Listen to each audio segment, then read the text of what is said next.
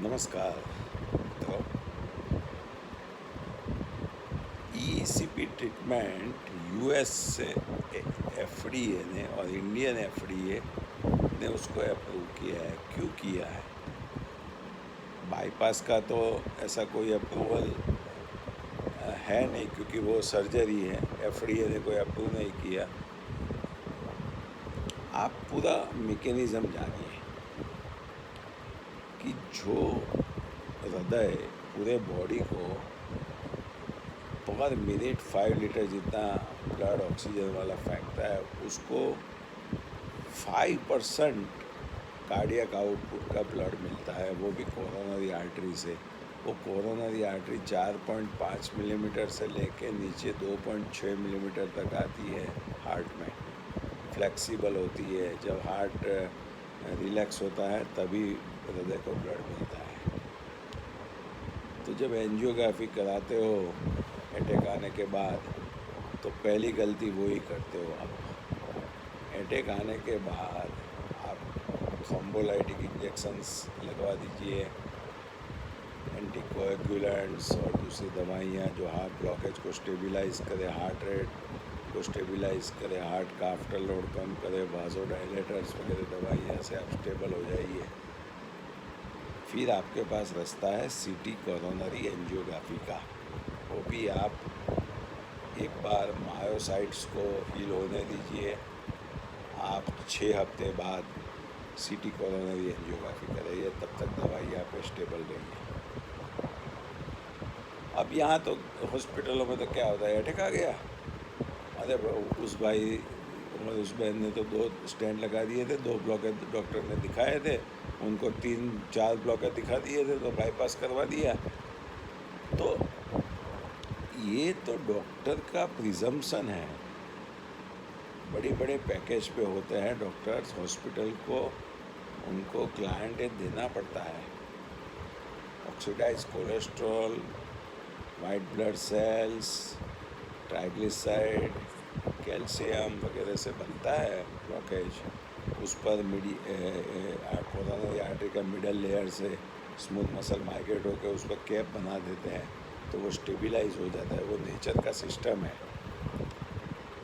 लेकिन यहाँ तो ब्लॉकेज आ गए तो तुरंत स्टेंट लगा दो, तुरंत ये कर दो, फिर दवाइयों का पूरा जचीरा लेके पूरी ज़िंदगी खाते रहो।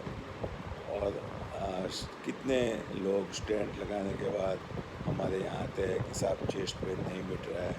बाईपास लगाने के बाद आते हैं कि स्टर्नम पूरा चीरा हुआ होता है, तो वहाँ डायबिटिक है तो उनको रूज नहीं आती है।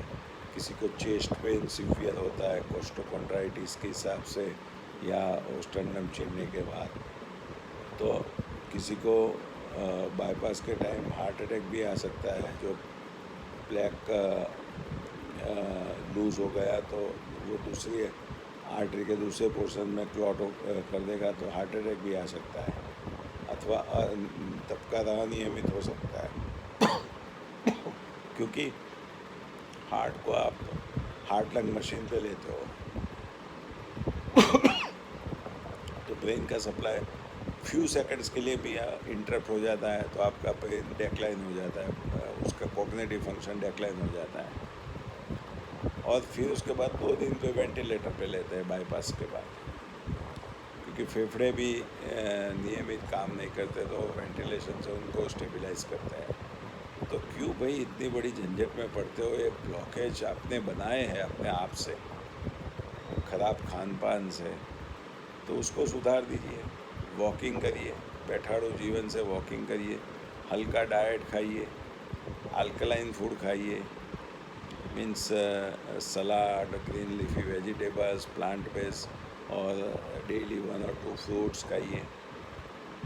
गेहूं का उपयोग, मैदा का उपयोग, खांड का उपयोग, नमक का उपयोग, ये सब कम कर दीजिए अथवा बंद कर दीजिए। बासमती राइस कम कर दीजिए, फ्राइड चीज़ें खाने की बंद कर दीजिए, जलेबी, फाफड़ा, या दूसरी त्योहारों पर मिठाइयाँ चलती है दूध की, काजू कतरी या पेड़े या बर्फ़ी, रसगुल्ले वगैरह वगैरह सब बंद कर दीजिए मेरे भाई, तो आप अपने आप रिवर्स करोगे। तो इंसान बोलता है कि खाना क्या, अरे खाने में बहुत सी चीज़ें हैं। आप ओट्स की स्मूदी खा सकते हो, चिया सीड की पुडिंग ले सकते हो, स्प्राउटेड मूंग ले सकते हो सुबह में ब्रेकफास्ट में, डाइट खाखरा ले सकते हो चाय के साथ, चाय मोड़ी या गुड़ वाली चाय ले सकते हो आप। दूसरा, आप लंच में अल्कलाइन फूड ज़्यादा लो, मीन्स रो वेजिटेबल्स ज़्यादा लो। उसके बाद आप राधेला खुराक कुक फूड खाओ और भूख से कम खाओ। डिनर में भी हल्का डिनर करो, 7 बजे के आसपास खा लो, 7 साढ़े 7 बजे। वॉकिंग करो, स्ट्रेसलेस रहो, मेडिटेशन करो। दवाइयाँ जो reversal trial, steroid trial, Saturn trial के हिसाब से जो हम लिखते हैं उसको फॉलो करो। जब तक हम ना गए तब तक वो चालू रखो। और हार्ट अटैक आने के बाद मेन तो हार्ट का पंपिंग कम हो जाता है, सीवियर हार्ट अटैक आने के बाद। तो ये डॉक्टर्स लोग ब्लॉकेज बता के बोलते हैं कि स्टेंटिंग कर देते हैं, 2-3 स्टेंट लगा देते हैं, अथवा 4-5 ब्लॉक है तो बाईपास कर देते हैं। लेकिन किसी ने ये नहीं सोचा कि स्टेंटिंग और बाईपास करने के बाद मेरा पंपिंग बढ़ता है। डॉक्टर को ये पूछना चाहिए। फिर सर्जरी में जाते हैं तो सर्जरी के बाद डॉक्टर को पूछना चाहिए कि साहब अब सर्जरी हो गई है तो मैं फिर से एंजियोग्राफी कराऊं, मेरा ब्लॉकेज निकल गए होंगे ना। तो ये ब्लॉकेज का फियर डॉक्टर डेवलप करते हैं और फिर पेशेंट जब पूछता है तो वो हंस के वो बात को टाल देते हैं, फाइल को साइड पे रख देते हैं कि भाई हमने तो नेचुरल दूसरे रूट से, आर्टिफिशियल रूट से ब्लड सप्लाई चालू किया, ब्लॉकेज तो धीरे धीरे अपने आप ख़त्म हो जाएंगे। यही बात हम कहते हैं कि आप ECP ट्रीटमेंट हमारे यहाँ ट्रेंड प्रोटोकॉल से लीजिए। एंजियोजेनेसिस होगा, आर्टेरियोजेनेसिस होगा, vascular endothelial growth factor secretion से मल्टीपल कोलेटरल्स ब्लॉकेज के आसपास खुल जाएगी, नया रीरूटिंग हो जाएगा ब्लड सप्लाई का। जो ब्लॉकेज वाली आर्टरी है उसका कोई महत्व ही नहीं रहता, इतना ब्लड सप्लाई हार्ट को मिल जाना चालू हो जाता है। इसीलिए तो ECP के बाद हार्ट का पंपिंग डायस्टोलिक और सिस्टोलिक दोनों बढ़ता है। और ECP के बाद डायबिटिक पेशेंट्स में इंसुलिन भी बंद हो जाता है, गोलियाँ कम हो जाती है। रीनल पेशेंट्स में भी क्रिएटिनिन लेवल का इम्प्रूव होता है। और दूसरा, वॉल्यूम ओवरलोड कम होता है, BP कम होता है। इसके पीछे भी एक बहुत बड़ा साइंस है।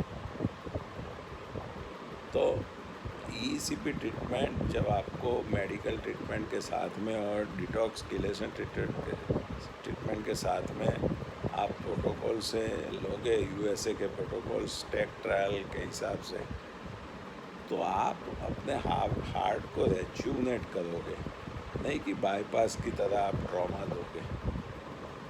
बाईपास के बाद पेशेंट को कायमी चेस्ट पेन रहता है या डल एक पेन कांस्टेंट रहता है।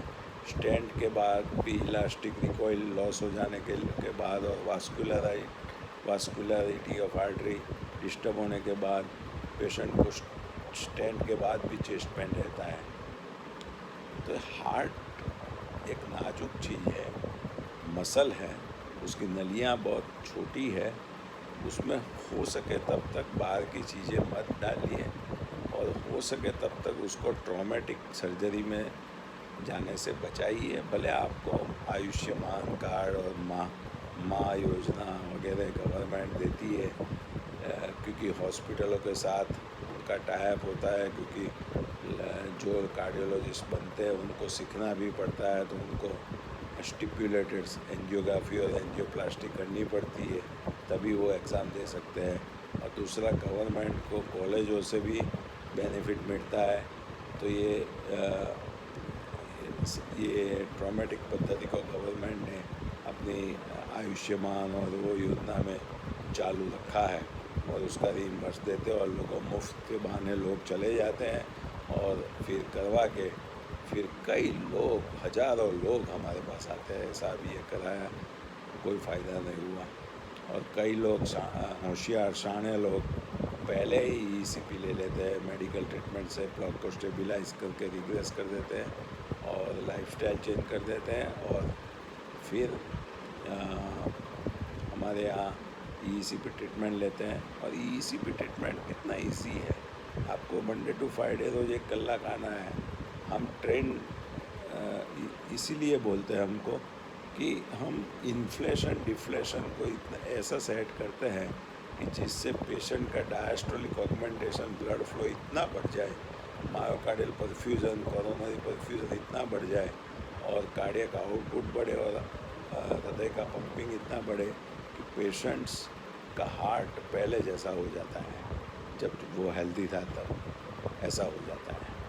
और दूसरा, बाईपास में हार्ट लंग मशीन पे तो ले जाते हैं, फिर 2 दिन वेंटिलेटर पर रखते हैं। तो उसका मतलब क्या हुआ कि वेंटिलेशन भी डिस्टर्ब हो गया बाईपास के बाद, ऑक्सीजनेशन भी डिस्टर्ब हो गया। तो ईसीपी में तो ऑक्सीजनेशन भी बढ़ता है। तो कहने का बात यह है कि आप फर्स्ट जो कार्डियोलॉजी की ट्रीटमेंट है उसमें एक ही वाक्य लिखते हैं डॉक्टर्स, रीवास्कुलराइजेशन ट्रीटमेंट। तो आप फर्स्ट मेडिकल ट्रीटमेंट लीजिए, उससे हार्ट को और ब्लॉकेज हार्ट को तंदुरुस्त रखिए। विटामिन की टेबलेट्स लीजिए, उसकी डेफिशिएंसी है तो। और ECP USFDA approved natural bypass treatment से हार्ट को रिवास्कुलराइज करिए। ये आपके लिए नॉन सर्जिकल, नॉन ट्रॉमेटिक, बहुत ही हेल्दी रास्ता है आपके हार्ट को एकदम रेज्यूनेट करने का।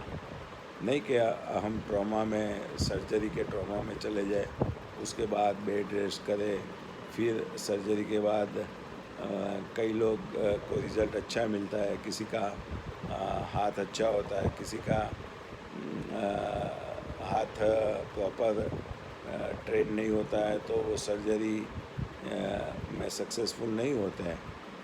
ऐसा ईसीपी में नहीं। ईसीपी वो खाली डॉक्टर को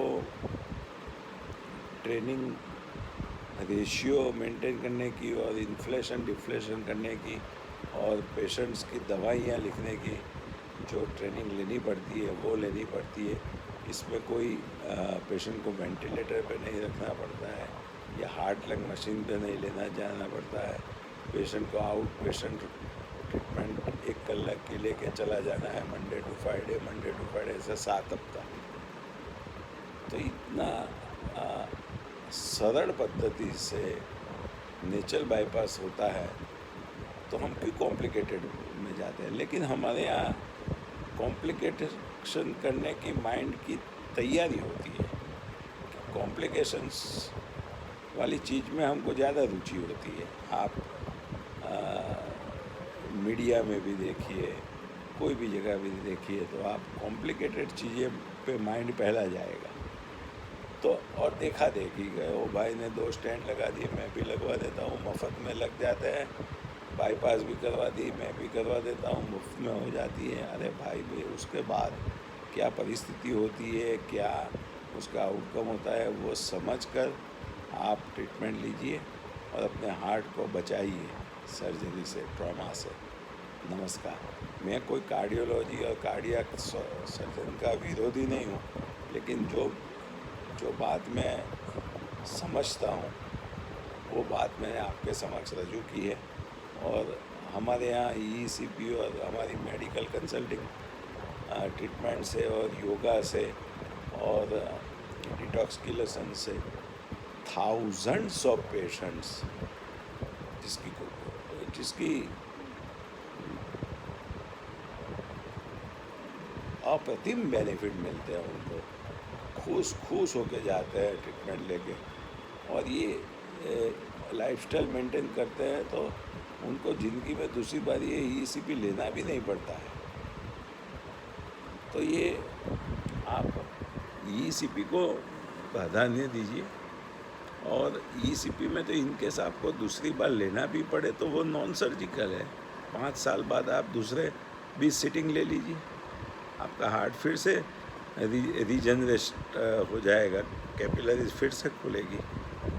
लेकिन आप दूसरी बार बाईपास कराने जाओगे तो अलग से ट्रॉमा होगा दूसरा। तो ये पूरा साइंस है, उसको समझिए। ब्लॉकेज ब्लॉकेज ब्लॉकेज करके डरिए मत।